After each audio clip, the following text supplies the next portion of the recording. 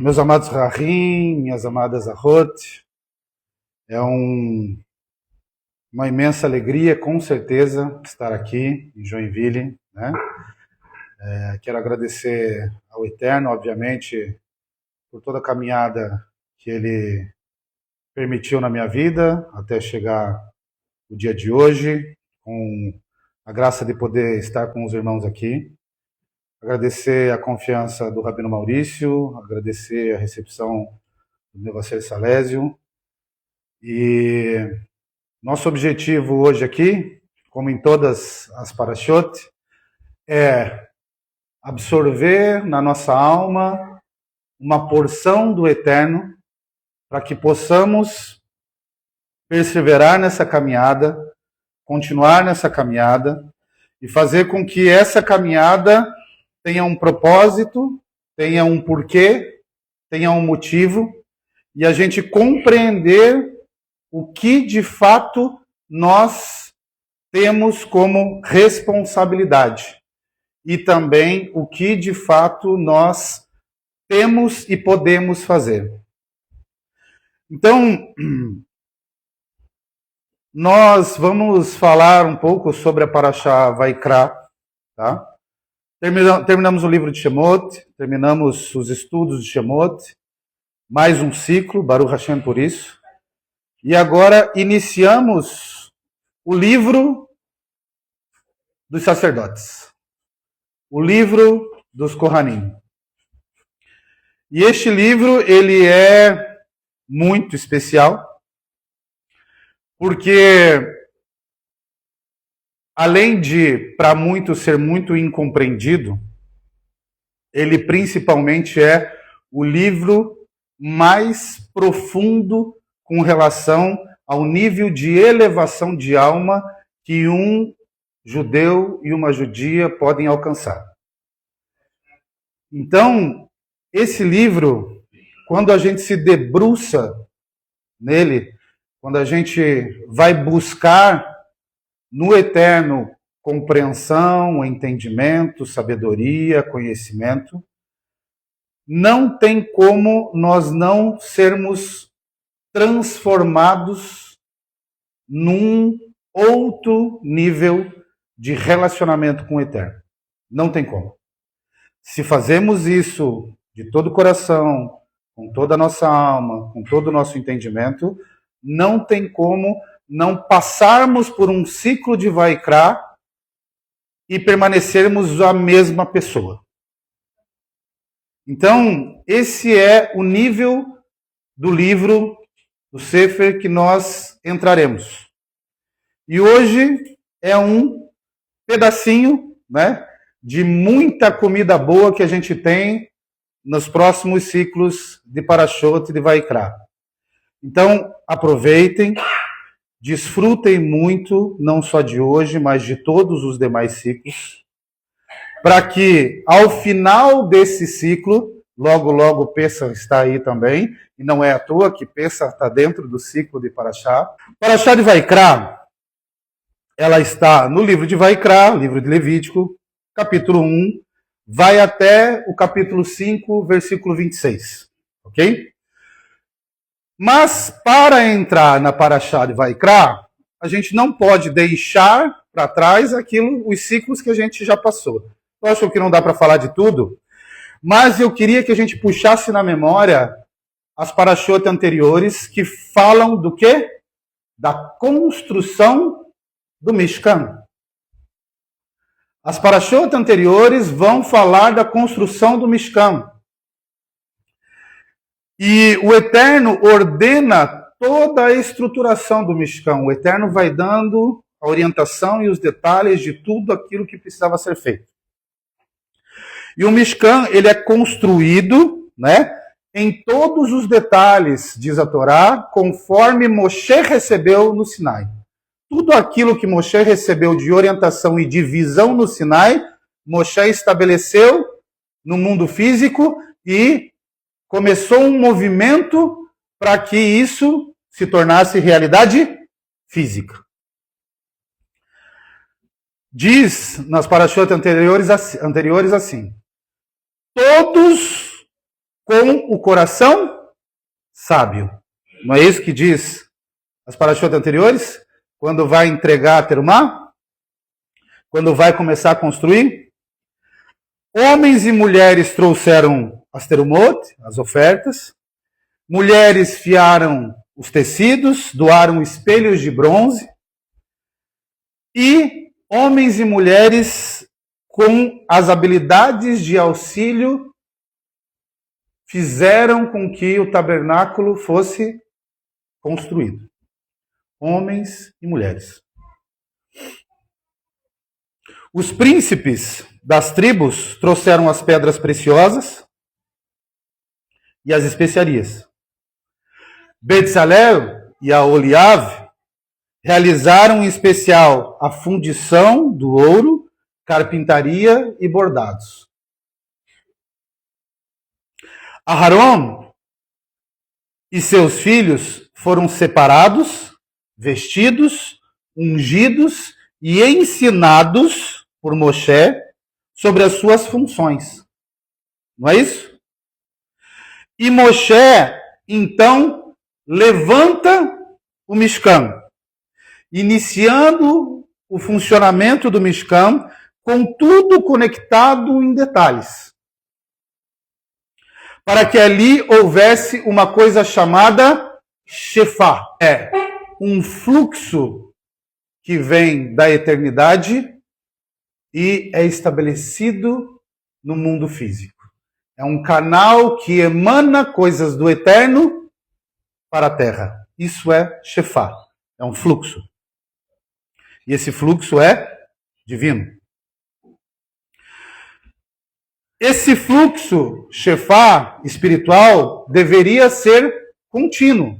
Assim como o fogo seria contínuo. E esse fluxo, esse canal que manifesta o eterno e manifestava o eterno nessa terra, era um canal aonde o próprio eterno viria para adentrar o Mishkan com a sua Shekhinah, com a sua presença, com a sua glória. Então, esse é um resumo, bem resumo, que vai contextualizar aquilo que foi feito e um pouco do para que foi feito lá atrás. Só que agora a gente entra em Vaikra e a conversa vai mudar um pouquinho, porque o Mishkan já está pronto e já está erguido. Ele já está construído. E Moshe já colocou ele para funcionar. E fez os primeiros serviços e ensinou a Aharon e aos demais Kohanim, seus filhos. Ó, é assim que vai funcionar. Acende aqui, apaga ali, queima aqui, eleva ali, corta aqui, limpa lá, traz para cá, leva para lá. Não é isso? Moshe deu a instrução a Aharon e aos seus filhos. A semelhança da estrutura celestial estava pronta aqui no mundo físico. Tudo aquilo que foi ordenado na eternidade estava materializado aqui.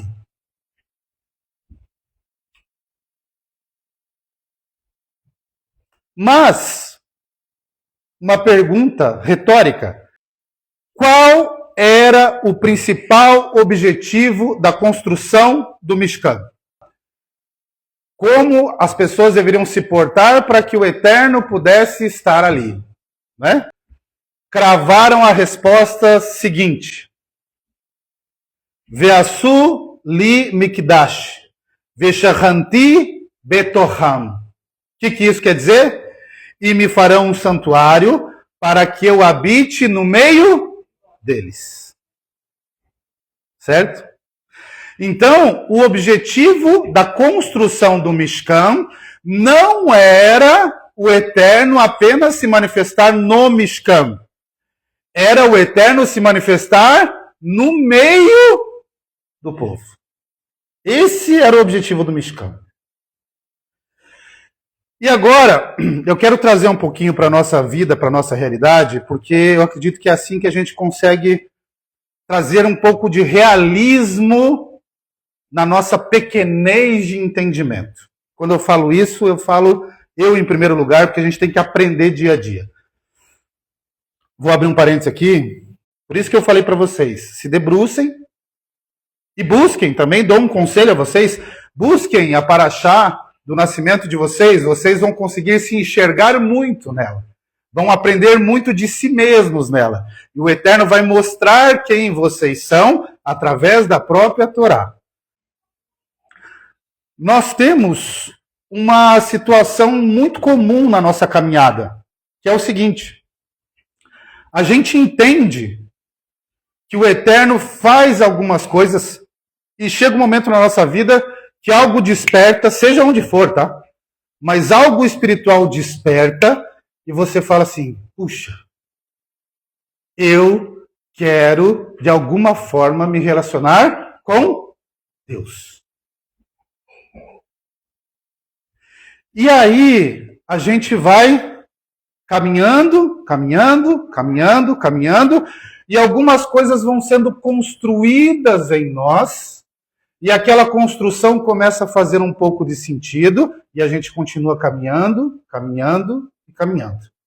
E essa construção ela vai se fortalecendo, se edificando, para que as funções dessa construção passem a funcionar efetivamente.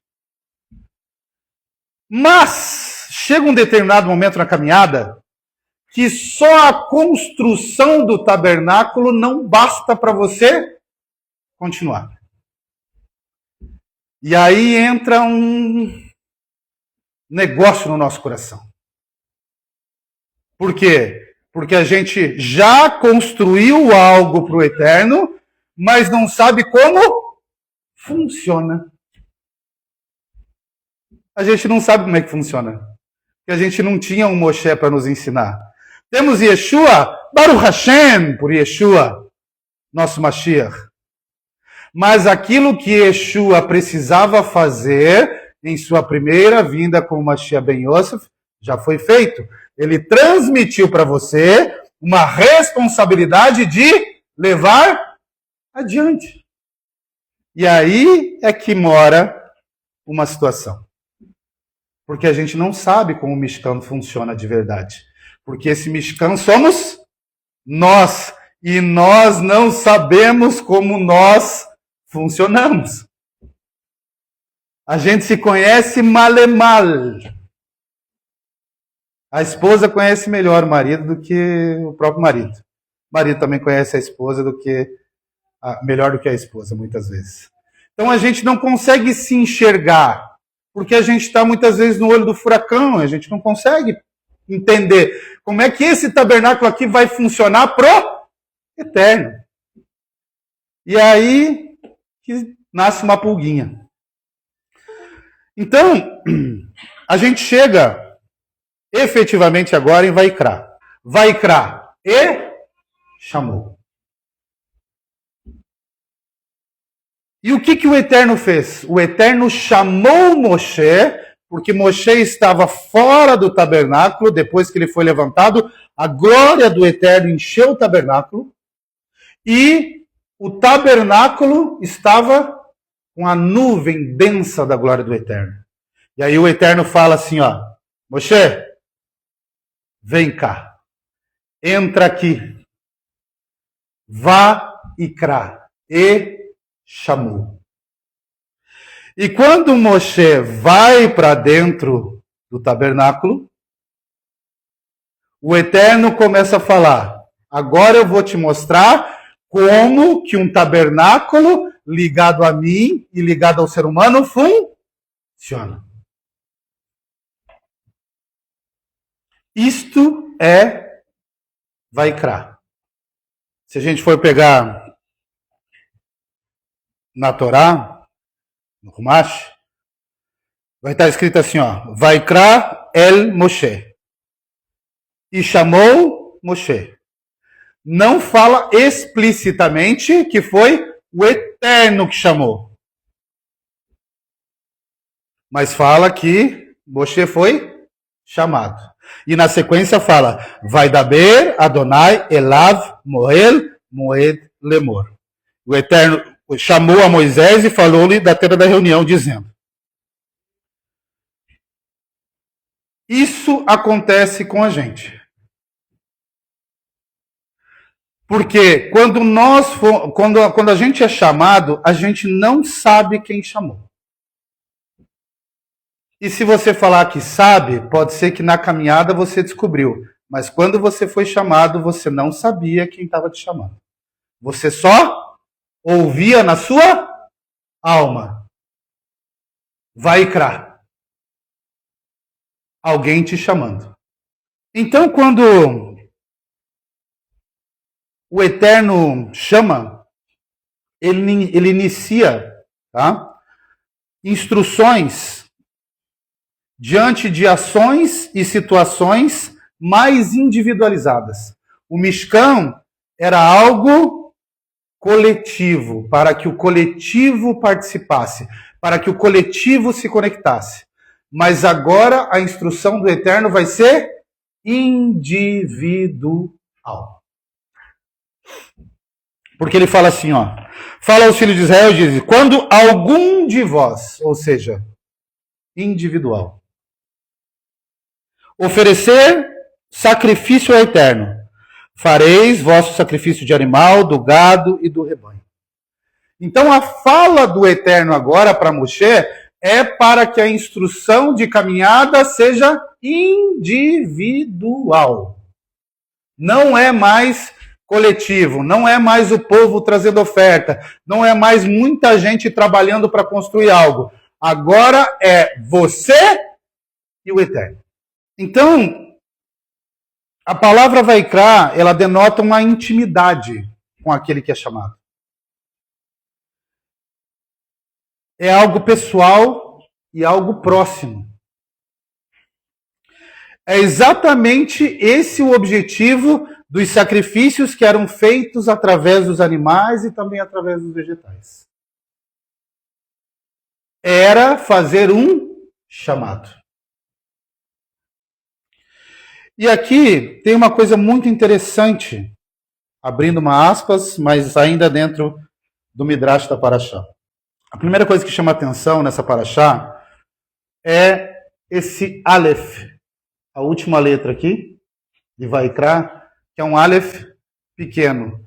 E na Torá, no Sefer Torá, ele é escrito menorzinho mesmo. Se tu pegar o Sefer Torá, você vai ver que a palavra Vaikra termina com aquele Aleph pequeno.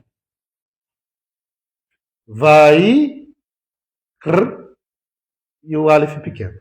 Tá?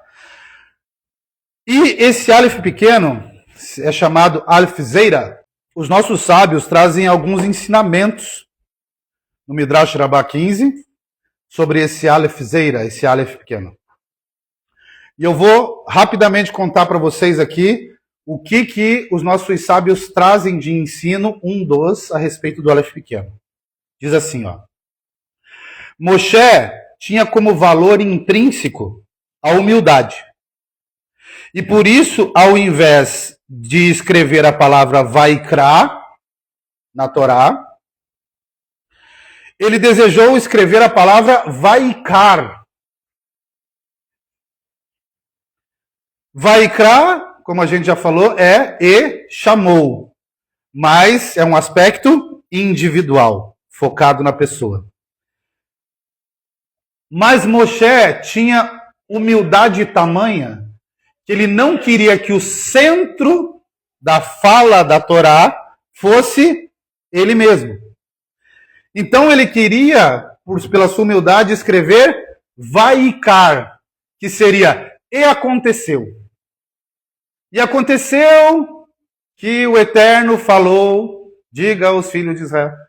Isso é o que Moshe queria escrever. Algo casual. Eterno, não me coloca no centro, porque eu não preciso estar no centro. O centro é o Senhor. Não me coloque em destaque. Então, vamos falar que foi algo casual. Que só houve um acontecimento de o Senhor falar. Mas o Eterno falou, não. Não vai ser assim. A palavra que eu quero que seja escrita é Vaikra. E chamou. Porque eu quero que as pessoas entendam que, através da tua vida, eu estou fazendo um chamado individual. E aí, Moshe, assim como ele já tinha feito lá atrás, segundo o Midrash, deu uma contendida com o Eterno. Falou assim, mas Eterno, não precisa. Sou seu amigo, não sou seu amigo? Aí o Eterno falou, então tá bom, Moshe. Eu sei da intenção do seu coração, e a intenção do seu coração é boa e pura.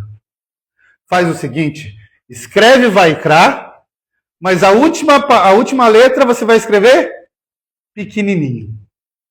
Porque aí as pessoas vão ouvir falar da sua humildade.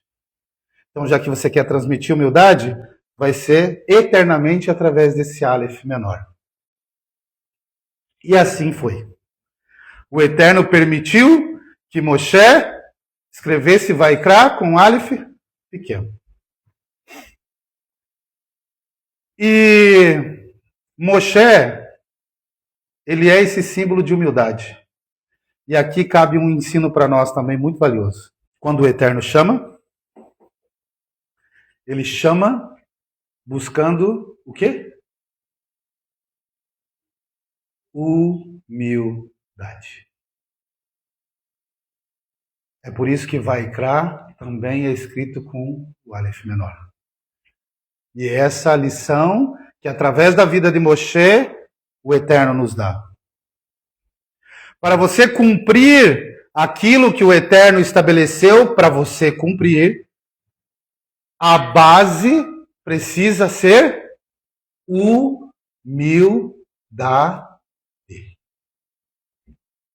Era a maior virtude de Moshe. Mas existe um ensino adicional.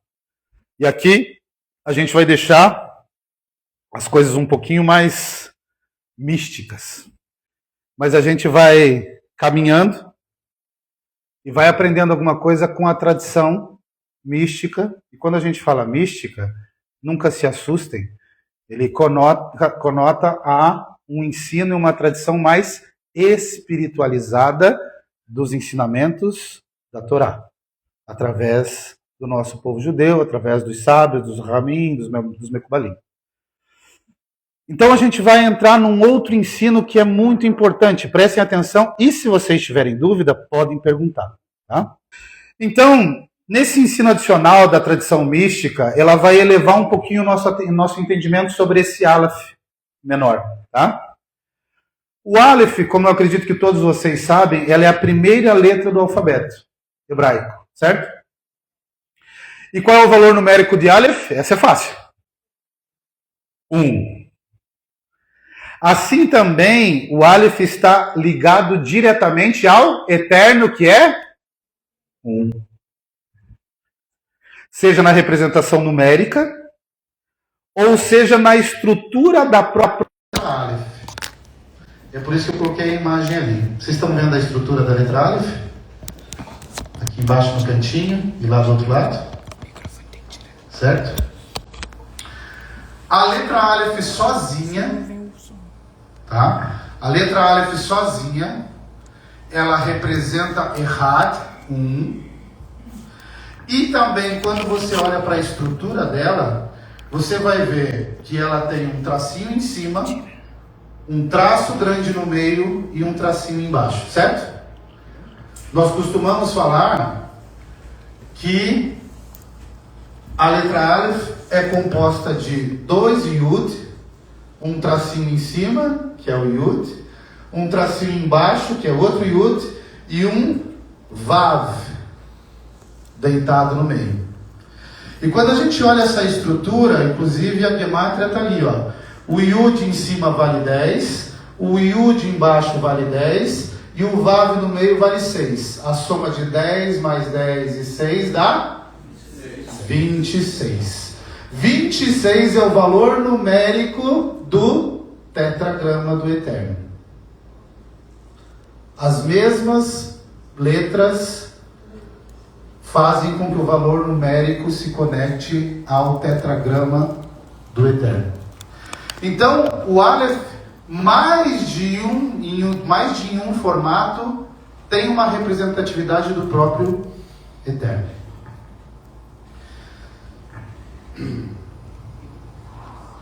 Este Aleph, que é uma representação do Eterno, dentro da tradição mística, ele representa a contração, por isso o Aleph menor. A contração, quando o Eterno diminui para poder criar. Quando há o Tzimtzum, uma contração do Ein Sof, do infinito, e surge algo do Eterno para poder começar a multiplicar as coisas. Surge uma luz primordial. Surge do Eterno algo que emana e que começa a organizar as coisas.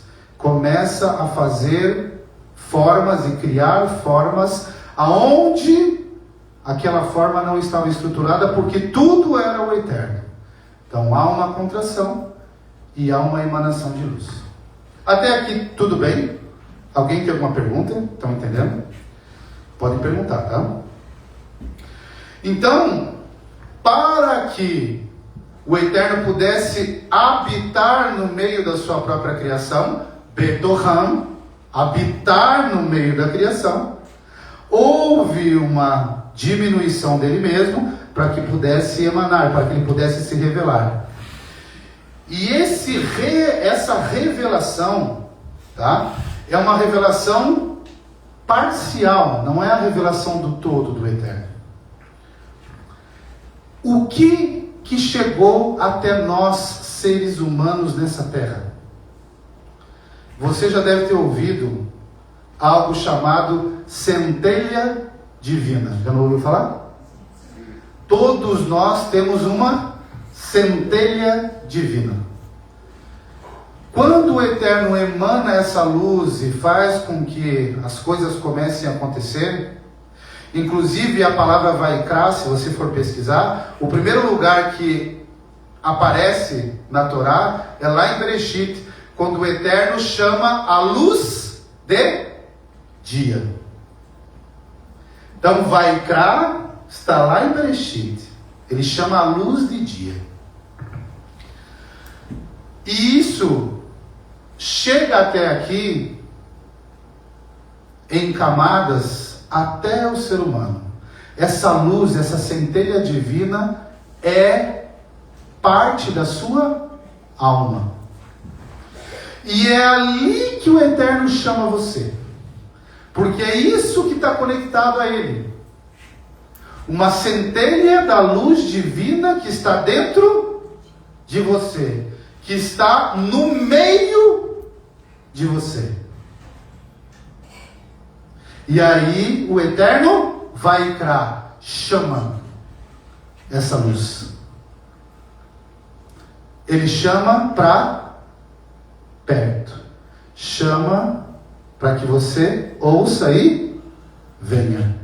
E ele chama e ouça para que você venha para um lugar onde está cheio da sua glória. Porque ele chamou Moshe, que estava fora do Mishkan, para entrar no Mishkan e receber doses de revelação divina de como que o povo e as pessoas deveriam agora caminhar com o Eterno. Então, o que eu quero falar para vocês é a ocultação do Eterno dentro de você faz aparentemente com que o Eterno seja uma centelha pequenininha. Aquela que quando você ouviu, você não conseguiu discernir o que era. Mas foi tão forte, tão poderosa, que você foi permitindo com que ela crescesse. E o que é crescer? Crescer é conhecer níveis de revelação dessa luz que Ele colocou dentro de você. Isso é crescer. Crescer não é ter um título sinagogal. Crescer não é ter status. Crescer não é ser reconhecido no meio do povo. Crescer não é você, de alguma forma, alimentar o seu ego. Isso não é crescer no eterno. Crescer no eterno é conhecer o eterno em camadas de revelação que Ele mesmo te dá, à medida que você ouve dentro de você essa luz. Não é ver a luz, é ouvir a luz. Por isso que é dito que o que vem pelo ouvir? A emuná vem pelo ouvir. E o ouvir, a Torá, aquilo que emana da boca do Eterno. Então, meus amados, em Eclesiastes está escrito assim, ó: Ele fez tudo belo a seu tempo.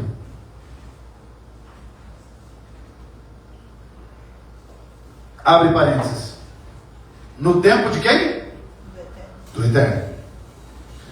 Se você olha para alguém e ainda não vê a beleza do Eterno, é porque não chegou o tempo do Eterno para manifestar essa beleza. Lembra que eu acabei de falar para vocês que a nossa postura de relacionamento com o Eterno precisa estar baseada em humildade? Não julgue a beleza ou a falta de beleza em alguém. E quando eu falo beleza, é a beleza aos seus próprios olhos. Porque dentro de cada alma existe uma centelha divina que brilha, e é lá que o Eterno olha. Não é aquilo que você vê, não é do jeito que você vê, é conforme o Eterno estabeleceu o tempo.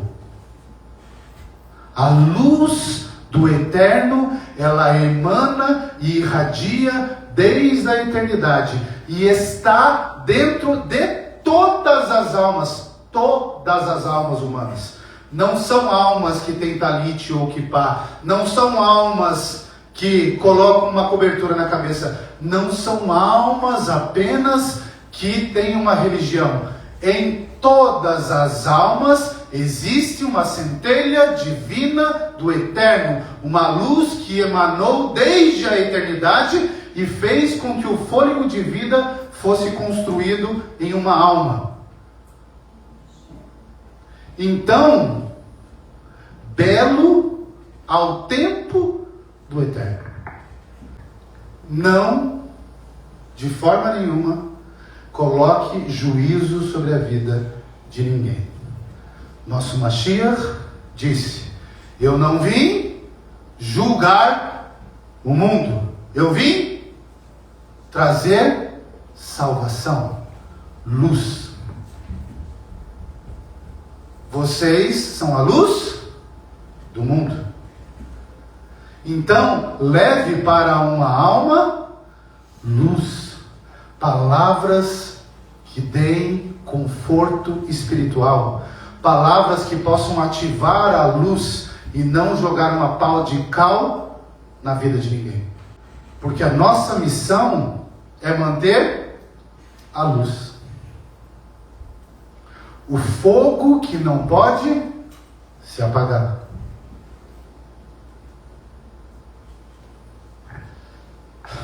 Essa é a missão do povo judeu. Eclesiastes 3, 11 e 12. Ele fez tudo belo a seu tempo. Também pôs a eternidade no coração do homem, sem que este consiga compreender a obra que Deus fez do começo ao fim. Quem escreveu isso foi só o homem mais sábio que passou nessa terra sem a plenitude do eterno como Yeshua teve. Quem escreveu isso foi Salomão. Sei que não há nada melhor para o homem do que ser feliz e praticar o bem enquanto vive. Ele dá ênfase que o Eterno colocou a eternidade no coração do homem, sem que este consiga compreender a obra de Deus do começo ao fim. E as pessoas ficam desesperadas, sedentas pelo conhecimento, porque eu quero conhecer todos os segredos de Bereshit, porque se eu não souber escatologia apocalíptica, quem serei eu no meio das pessoas? Vai morrer tentando. E não vai conseguir emanar a luz que o Eterno estabeleceu para você emanar. Porque a luz não está no conhecimento. A luz está acima do conhecimento. A luz vem da eternidade. A luz é primordial. A luz emana de Ein Sof. A luz não está no que você acha que conhece. A luz não está naquilo que você quer concluir com alguém no debate. Não é aí que está a luz. Amém. Isso aí. Nunca isso será luz. Porque quem faz todos os chamados e as confirmações é a Kadosh Baruch Hu, através do seu Ruach. E agora a gente vai entrar no sacrifício, Korban. Então, quando a gente entra no livro de Vaikra, brincadeiras à parte, a gente pouco entende porque é expiação em cima de expiação, e lança animal, e mata animal, e degola animal, e joga sangue, e sangue para cá, e sangue para lá, e queima, né? Parece um livro de tragédia. Mas, como eu falei no início, é o mais espiritual de toda. Esse livro, que na pequenez ocidental a gente acha que é um monte de sangue, e fica até com dó dos bichinhos, dentro do ensino judaico, é o primeiro livro educacional e alfabético que a criança judia lê. Ela é alfabetizada lendo Vaikra, lendo o livro de Levítico. Então, na escola, todos os exercícios para a criança aprender a ler é dentro desse mar de sacrifícios. Isso tem um porquê. Um dos motivos, primeiro, obviamente, é a Torá. Então, toda criança judia ela é introduzida à Torá já quando pequenininha, né? Aliás, no primeiro corte de cabelo já começa o ensino judaico, né? Segundo a tradição. Mas uma das explicações que a criança é alfabetizada no livro de Vaikra, dentro do livro de Vaikra, é que a criança vai aprendendo o que é e como é se relacionar com o Eterno, independente da humanidade dela. Existem meios para que ela nunca perca a conexão com o Eterno. É lindo, né? Isso é inculcado na cabeça da criança desde pequenininho. Então ela não vê um mar de sangue lá dentro. Ela vê as formas que o Eterno estabelece um relacionamento individual com ela. Então, Korban, tá? Sacrifício em hebraico é Korban. E Korban, ela vem da raiz Karov. A palavra Korban vem da raiz Karov em hebraico. E vocês sabem o que quer dizer Karov? Karov em hebraico é aproximar-se. Ou seja, o sacrifício, a função do sacrifício não é derramar sangue e nem matar bichinho. A função do sacrifício é ensinar a sua alma a manter uma aproximação com o Eterno. Então, nós entendermos os sacrifícios, nós vamos entender como que o tabernáculo funciona, para que as ferramentas desse tabernáculo possam fazer com que a aproximação aconteça. E quando a aproximação acontece, o que acontece por consequência?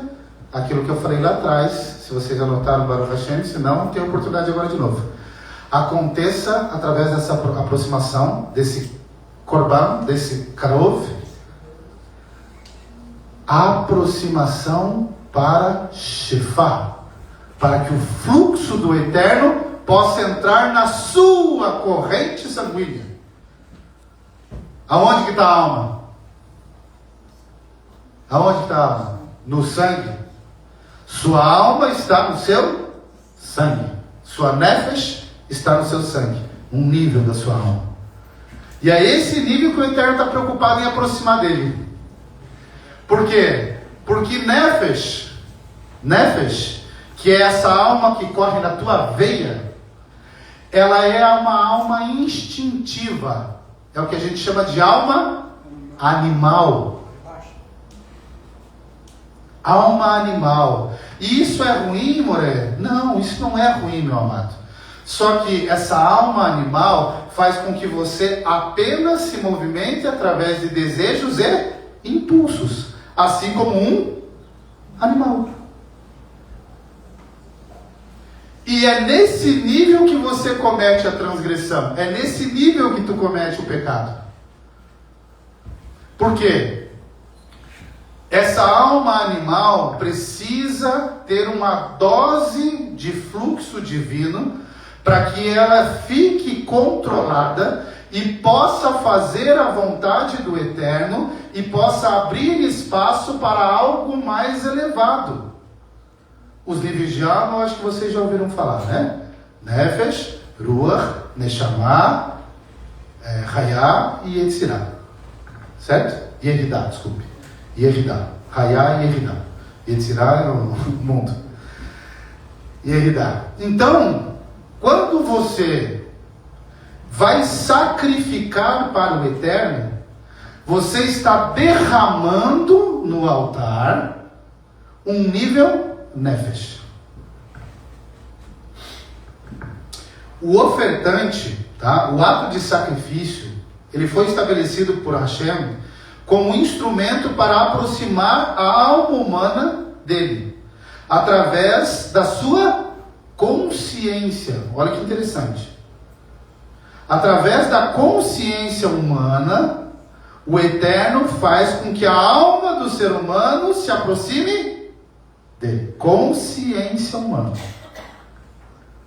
Isso estava profundamente ligado ao que? Kavaná, intenção do coração. Quando havia uma intenção verdadeira de descobrir e se aproximar do Eterno, havia uma kavaná pura. E essa kavaná pura era tomada num nível de consciência, e essa consciência fazia com que ele fosse ao altar e derramasse a sua nefesh, a sua alma, fizesse a sua entrega, a sua oferta. Isso em todos os níveis, tá? Existem 5 níveis de ofertas. Eu não vou me esticar aqui, porque senão a gente vai estourar o tempo. 5 níveis de oferta. O sangue animal representava o nível menos elevado do ser humano, que é o nível nefesh. Quando o sangue inocente era derramado no altar, ele expiava a morte no lugar do ser humano que estava morrendo pela transgressão. Conseguiram entender? Quando esse animal era levado até o altar, ele tinha culpa de alguma coisa? Não. Ah, mas coitadinho do bicho e tal. Pessoal, a gente precisa entender um pouquinho mais a mentalidade sublime do Eterno. Aquele animal que era levado lá, primeiro que existia o shochet que fazia o abate perfeito, sem dor. Segundo, que toda a criação, céus e terra, mares e ar, foram criadas para um propósito. Aquele animal que era abatido, ele não estava sofrendo por não ter mais fôlego de vida nele. Ele estava sublimado, porque ele seria uma oferta para o Criador. Ele estava feliz de estar lá. Que esse animal não era qualquer um que era pego lá do rebanho e levado. Existia todo um tempo de preparação desse animal, tá? Esse animal era cevado, esse animal era separado, esse animal era cuidado. E enquanto todo esse processo estava acontecendo, tudo estava passando como um filme na cabeça daquele que levaria aquele animal no lugar dele mesmo. Então esse processo de consciência era o processo que o Eterno trabalhava na mente humana. E ele fazia com que aquele animal fosse o melhor animal. Quando chegava no Mishkan, a pessoa tinha que colocar a mão na cabeça, confessar a sua transgressão, e mesmo no Olá, que é uma oferta de elevação, existia dentro da oferta de Olá transgressão por pensamento. Até pensamento tinha que ser expiado. Não chegou a cometer a transgressão, mas pensou, arquitetou alguma coisa, não deixou descer para o coração e não fez. Mas pensou. Então na oferta de elevação, de Olá, também era transmitido isso para o animal. Transmitia a sua culpa, certo? E o animalzinho ia. E a imolação, ou seja, o ser imolado, em alguns midrashim vai falar que era a própria pessoa que imolava junto com o Cohen, ou em outras situações o Cohen. Ou seja, muitas vezes era ele que ia sangrar o animal. E se não fosse ele sangrar, ele iria ver aquele sangue ser derramado e aquele fôlego de vida ser silenciado. Então, eu não sei se vocês têm animalzinho, mas você imagina o teu animalzinho de estimação, aquele mais querido, ser preparado para isso. Ele ir no seu lugar. Por quê? Segundo o Rambam, na Armanitz, ele diz assim, seria apropriado que o sangue do homem fosse derramado, mas pela misericórdia do Criador, o animal é tomado como um substituto. O animal representa o corpo da pessoa. O sangue representa a vida. E o fogo que queimava o animal representava o julgamento divino. Ele queimava. E por que em algumas ofertas eram as entranhas que precisavam ser limpas e queimadas? Porque dependendo do tipo de oferta, aquilo que precisava ser arrancado de dentro da pessoa estava lá dentro, escondidinho. Precisava ser arrancado do fígado, do intestino. Aquela gordurinha precisava ser queimada. Aquilo que estava lá escondidinho atrás do órgão. E tudo aquilo era colocado para fora. Na oferta de Olá, é a oferta mais sublime, digamos assim, porque é uma oferta de elevação, não é uma oferta de pecado. Não foi cometido um pecado, uma transgressão efetiva. Era uma oferta de elevação. É a mesma oferta que Abraham faria em Isaac. Uma oferta de Olá, de elevação. É uma oferta onde o ofertante, ele não tem uma transgressão, ele pode até ter pensado, mas ele não transgrediu. Ele tem uma entrega completa. Era a oferta que a gente chama de holocausto. Queimava tudo. A entrega era completa. É um nível de consagração mais sublime que existia. Essa era a oferta de Olá. A oferta de Minhá é a segunda oferta. Minhá já não envolvia animal, Minhá envolvia cereal, envolvia farinha, bolo, pão, sem levedura, sem mel também. E essa era uma oferta de gratidão. Agora eu estou falando de como que a gente oferta para o Eterno, tá? Não tem mais mishkan, mas a oferta permanece viva. Ah, mas Yeshua não foi o sacrifício perfeito? É claro que sim, está lá escrito em Hebreus. É óbvio que sim. Mas aquilo que ele fez espiritualmente ressoa para toda a eternidade no mundo espiritual. Só que você vive no mundo físico. Então você ainda precisa fazer korban, sacrifício, para manter proximidade, aproximação com o teu Criador. Então, Olá é um derramamento completo. Já vou voltar para Minhá. Vou tentar resumir em miúdos. Todas as vezes que a tua mente quiser te enganar, ou você souber que tem coisa ruim passando, ou tem situação que está querendo te levar para o crime, faça uma oferta de Olá. Faça uma entrega completa. Desligue tudo. Se isole de tudo. Sem celular. Jejue. Vá ler a Torá. Mergulhe na sabedoria do Eterno. Ore, ore, ore, ore, ore e ore até você não existir mais. Quando você perceber que você já não existe mais e que aquilo ali você nem sabe se realmente existiu na tua mente, talvez foi um devaneio.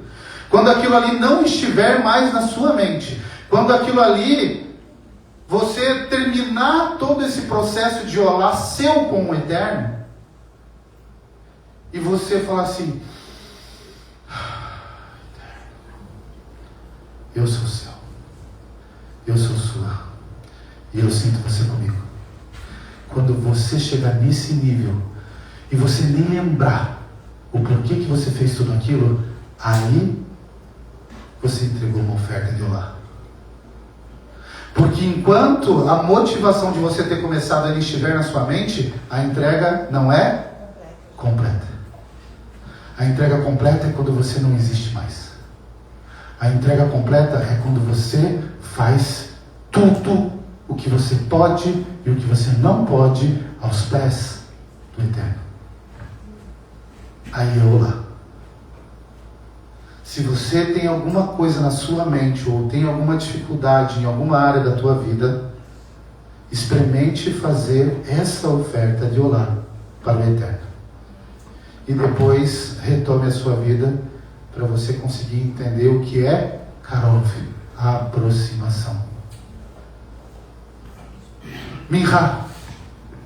Minhá era uma oferta de gratidão, geralmente de farinha. Por que farinha? Porque farinha, ele estava conectado ao trabalho do homem. A farinha estava conectada ao trabalho do homem. O homem tinha que produzir, tinha que plantar, tinha que semear, esperar a colheita de farinha. Então estava ligado ao trabalho.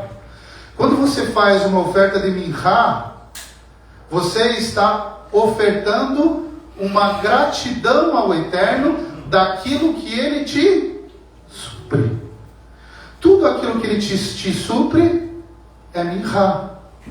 Minhá também era a oferta do menos abastado, do mais pobre. E segundo os sábios, disse que a oferta de Minhá era a oferta mais elevada, porque aquele que não tinha trazia o pouquinho que tinha e entregava tudo.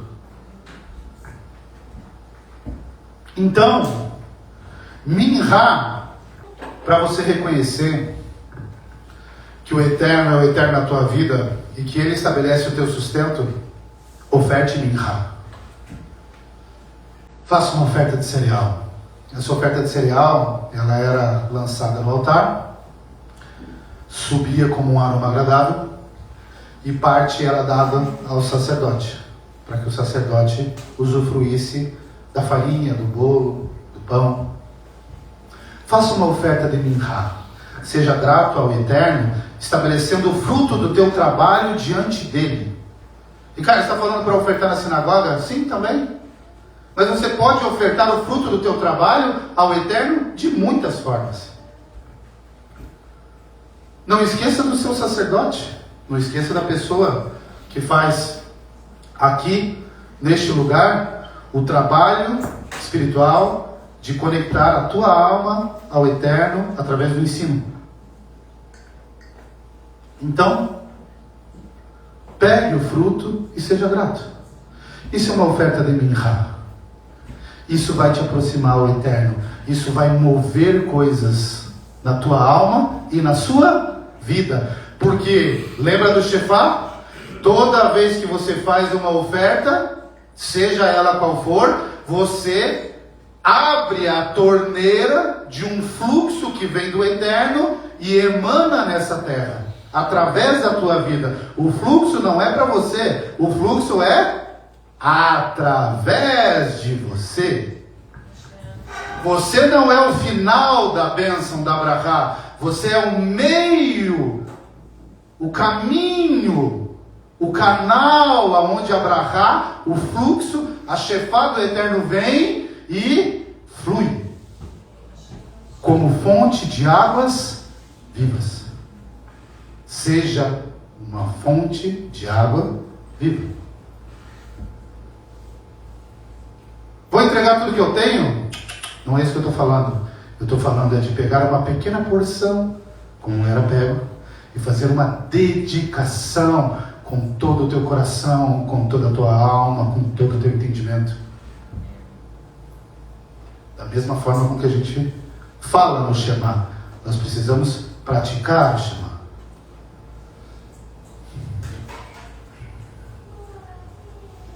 E as últimas ofertas?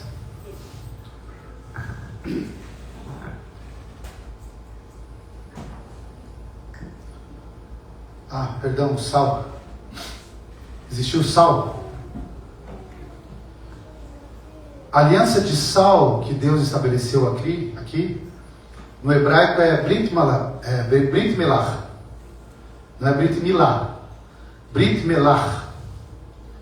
O sal que você colocava, ele é um símbolo de permanência e de incorruptibilidade. Quando você coloca um sal na sua oferta, você está colocando uma preservação daquela oferta para sempre. Porque o sal, ele não se corrompe. E o sal, ele conserva. Eu vou conservar a minha oferta? Não só a tua oferta, você vai conservar a sua alma. Porque o objetivo não é a oferta, o objetivo é a aproximação do Eterno junto à sua alma.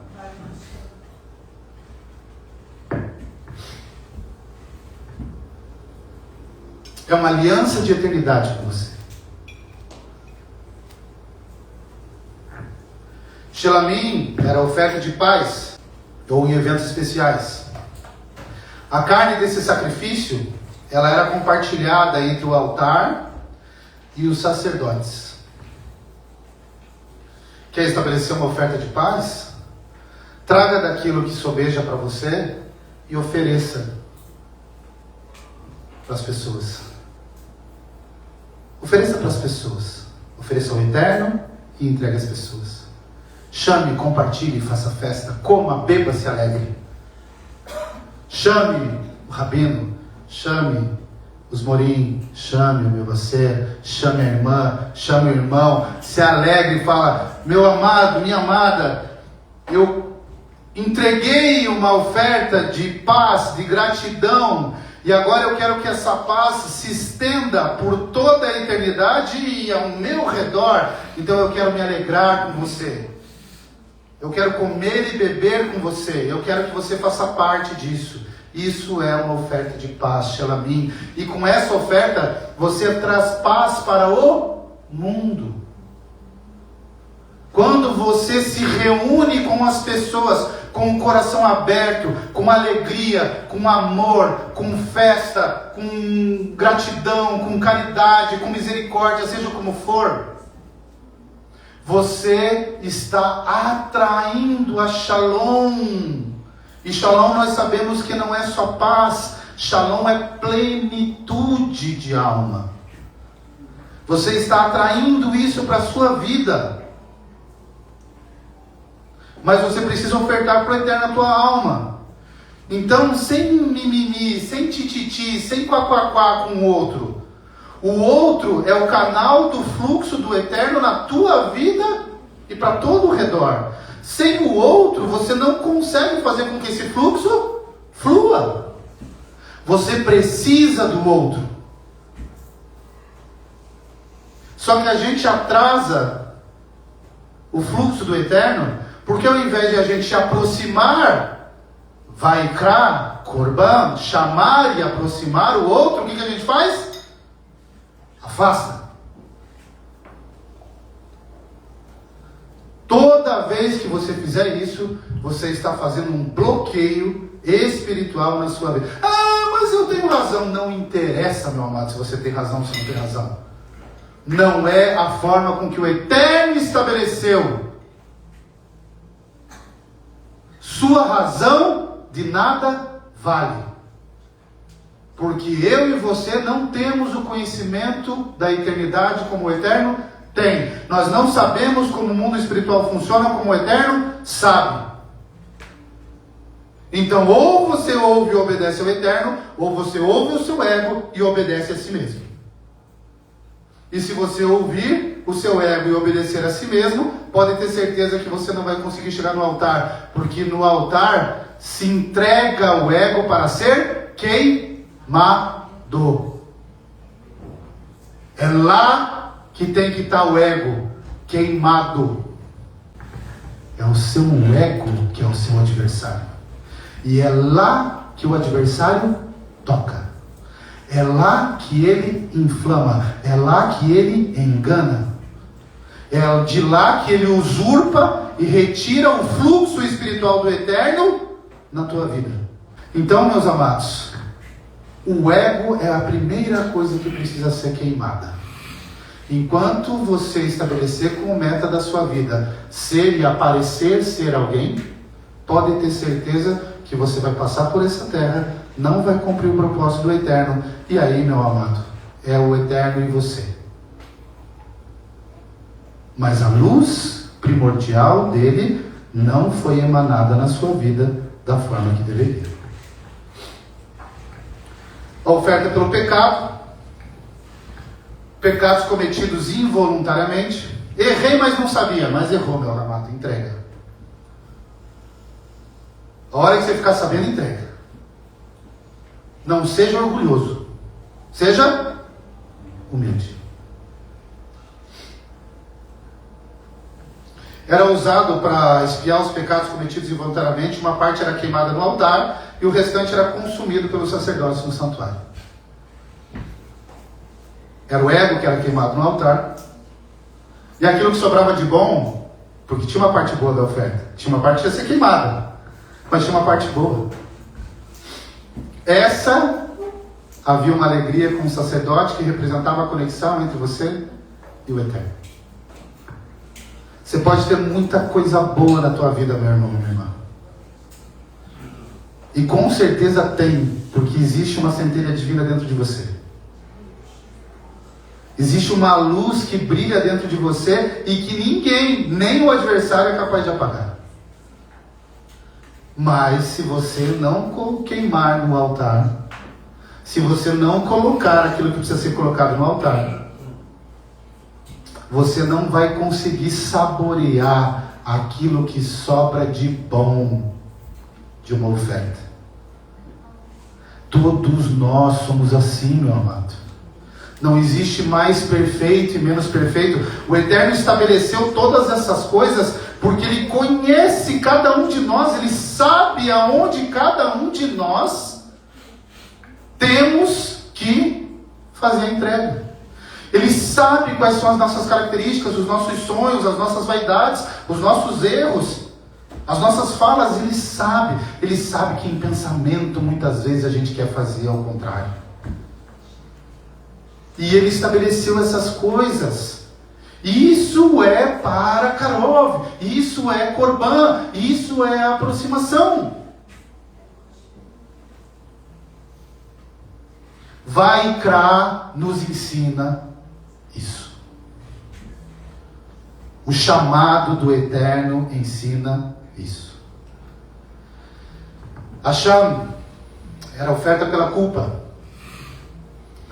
Envolvia as transgressões, muitas vezes causadas no outro. Eram vários tipos de transgressão, mas não dá para entrar em todas. Vou tentar passar os conceitos gerais. Isso quer dizer que, se você pegou, devolva. Simples assim. Você fazia uma oferta para se reconectar com o Eterno, mas aquilo que você precisava consertar com o outro, você tinha que consertar. Além do sacrifício, exigia também uma reparação e uma restituição àquele que foi prejudicado pela sua fala, pelos seus atos, pela sua atitude, pelo seu ego, pela sua razão.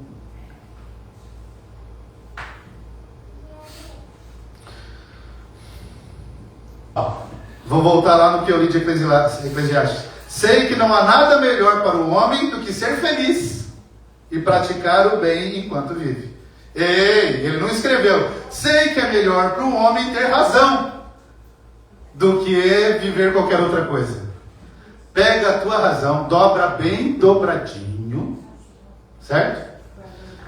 Coloca no bolso e vai até o misber, o altar, e bota lá. E deixa queimar. Porque enquanto você não queimar a tua razão, você não vai conseguir ser pleno, feliz. Vai morrer choramingando a sua razão. E agora, para terminar, vamos numa pequena gematria aqui. Corban tem o valor numérico de 358. Alguém sabe qual é uma palavra importantíssima para nós, que tem o mesmo valor numérico da palavra Corban? 358. Shiar tem o valor numérico de 358, que é o mesmo valor numérico da palavra sacrifício. Corban, que não é só sacrifício, é Karov, aproximação. E voltando para Vaikra, temos um Yud aqui embaixo. E esse Yud, ele representa Malhut, representa o mundo físico, representa essa parte de baixo da espiritualidade. O Vav no meio é aquele que liga a parte de baixo com a parte de cima. E o Yud de cima é a parte mais elevada da espiritualidade. Mashiach Yeshua é o Corban perfeito que liga o homem ao Eterno. Porque ele foi o sacrifício perfeito. Porque nele toda a plenitude possível num homem esteve nele. Porque tudo aquilo que eu falei estava no nosso Mashiach quando ele esteve nessa terra. Por isso que ele conseguiu conectar o que estava embaixo com o que estava em cima. E ele aproximou todo esse mundo, toda a humanidade, a minha alma e a tua alma. Ele foi Karov, quem aproximou a nossa alma do eterno de maneira plena e sublime. E é ele que nos ensina a fazer isso, porque ele é a Torá e toda a Torá está escrita sobre ele. Esse é o nosso Mashiach. Faça pelo nosso Mashiach. Queime o seu ego pelo nosso Mashiach. Entregue a sua razão pelo nosso Mashiach. Faça com que a luz de Mashiach, que é a luz primordial, possa emanar na sua vida e brilhar para a glória do Eterno. Que o Yud pode representar também uma mão, o meio o madeiro e em cima outra mão, né? Como um cravo. Sabemos também que o Tav, né? O Tav no paleohebraico também era uma cruz, que é a última palavra, porque Yeshua foi o Aleph e o Tav. O princípio, a luz primordial que estava na criação, porque o Espírito do Mashiach pairava sobre as águas, e ele também entregarás, conforme Coríntios 15, tudo ao Eterno. Ele é o nosso meio. Então, meus amados, se você e eu dizemos que temos o testemunho de Mashiach, se eu e você dizemos que queremos servir ao Eterno dentro do judaísmo, nós precisamos vivenciar o que a Torá nos ensina de forma prática. Para encerrar, hoje nós não colocamos animais no altar, a não ser nós mesmos. Tefilá, oração. Teshuvá, arrependimento. Tzedaká, justiça, caridade, bem-estar ao seu redor. Essas são as ofertas que são colocadas no altar de forma a produzir a luz necessária nesses tempos que estão prestes a acontecer de Mashiach. Isso é a sabedoria judaica que diz: assim eu creio e assim também acredito que vocês creem. Então não deixe de praticar essas coisas. Tefilá, arrependimento e justiça, tzedaká. Seja justo, não seja juiz, seja justo. Se você não sabe a diferença entre ser juiz e justo, vai aprender. Ser justo não é ser juiz. Conecte essas três coisas na tua vida. E aí você vai entender como que você vai conseguir se aproximar do Eterno com os sacrifícios que Ele estabeleceu através de tudo aquilo que a gente faz aqui. E amo muito isso, aprendi um pouco com o Eterno por fazer, que também me lançaram no fogo. E aí, quando não tem quem faça, se você fala assim, quem que vai fazer? É porque você tem que fazer. Já nem pergunta. Se você perguntar quem vai fazer, já vai se colocando na posição de fazer. Nem pergunta. Tá? Porque se tem alguém para fazer, Baruch Hashem deixa a pessoa te orientar. Se não tem ninguém para fazer, nem pergunta. Faça. Meus queridos, se nós aprendermos o que nós fazemos no serviço aqui, seja ele no serviço que você faz em casa durante a semana, no Tamid da manhã, no Tamid da tarde, no sacrifício da manhã, no sacrifício da tarde, tá? ou se você faz aqui apenas no Shabat, vai exercitando para fazer também em casa. Se você aprender que cada passo que você faz, que cada palavra que você pronuncia, que cada canção que você emana, que cada parte das 4 partes que existem no serviço ativa um nível espiritual, o primeiro são os korbanot, os sacrifícios. Por isso que no Siddur tem sacrifícios diários. Você começa a entregar de si ali. É ali, tá, meu amado? Ali é a hora de você queimar. Começa a queimar, chega cedo e começa a queimar. Não dá tempo de eu queimar tudo, chega mais cedo, faz conforme você fazia no outro acampamento, dobra o joelho e começa a queimar. E aí, deixa que o Siddur vá te encaminhando, porque os sábios, eles receberam inspiração do Ruach para conduzir esse serviço. A gente sabe que o serviço que nós fazemos aqui é o espelho daquilo que acontecia no Mishkan, no Beit HaMikdash. Precisamos entender isso. Reverência, entender espiritualmente o que está acontecendo, não fique disperso. Depois vem Pesquet Esmerá. Depois vem Shema. E depois vem Amidah. Se você começar a queimar no processo desde o início do teu serviço, a Amidah, o que você faz? Você se apresenta ao Eterno, ao Rei. E você faz as suas orações já como um ofertante limpo, puro. E aí você termina a sua Amidah e depois, com reverência, você se retira da presença do Rei. Mas ele não se retira da tua presença. Então, entendam que o serviço, ele é um espelho daquilo que foi falado aqui.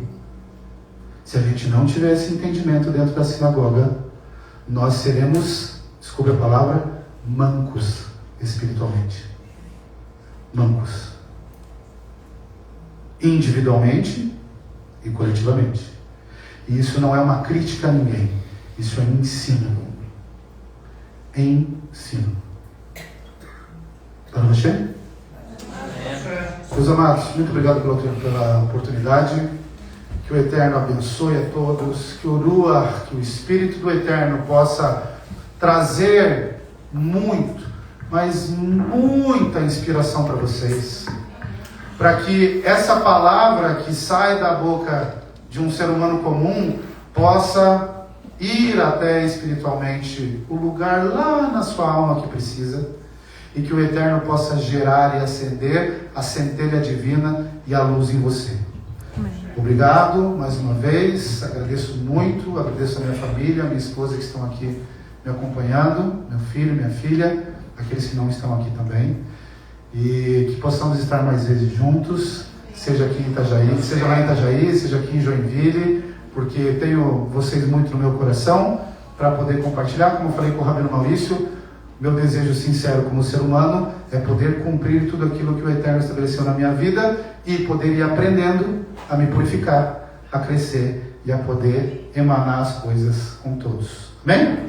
Baruch Hashem.